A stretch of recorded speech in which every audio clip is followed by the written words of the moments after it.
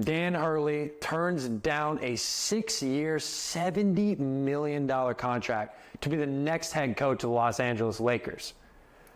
This was a shocker to some people, including me, because one, I didn't know Dan Hurley was even a candidate for this job until this past weekend. And second, that's a lot of money, and that's a very long-term blanket. So a lot of security there. I thought Dan Hurley was going to accept it. I was waiting for him to accept it, but he didn't. Because in my opinion, I think being at UConn and having a blue blood school like that and potentially going for a three-peat is better than going to the Lakers, who haven't had many 50-win seasons since LeBron's been there. I think they've only had like 1 or 2 50-win seasons since the AD and LeBron era, okay? Dan Hurley's a great coach. At UConn, he's made the tournament 4 out of his 6 seasons. And he has a 141-58 record as a coach. This is just unbelievable. And Coach K, he got offered the same thing, not the exact same deal, but he got offered to coach the Lakers, and he turned it down. And I think this is going to be a good move for Dan Hurley, because you don't need the stress of going into a job where you could possibly get fired if LeBron looks at you the wrong way. I'm sorry, but that's just a reality here. LeBron James isn't like, one thing you do, you're gone. Nada. Your job is finished, okay?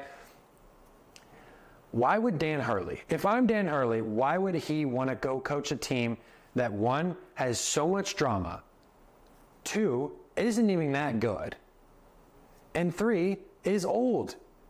The Lakers do not have that many draft picks in the next 3 years, because they keep trading them away for players to win now, because you're trying to build a team around a 40-year-old LeBron. That's not going to work. Anthony Davis is the person you should be building around, but he hasn't taken the keys to LA, and LeBron's just been holding them there for years. So if I'm Dan Hurley, I'm not going to go that route. And I think it's smart that he declined, because UConn, he's got a great thing going on there. He's been building in an elite program. They were already prestigious before he got there. He's just been putting them more on the map year by year. And they're gonna be a top 5 team in the country next year. They're still gonna be a great team. Even though they lost Donovan Clingan, they're still gonna be a phenomenal basketball team, because they have a great recruiting class.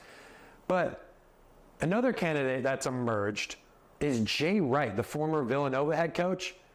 I've been told that Jay Wright is not interested because he's happy where he is on TV. That's what I've heard from sources, especially on the Colin Cowherd show. I'll shout him out. He said he was texting Jay Wright, and he said he's happy doing the TV thing. So I don't think that's going to happen.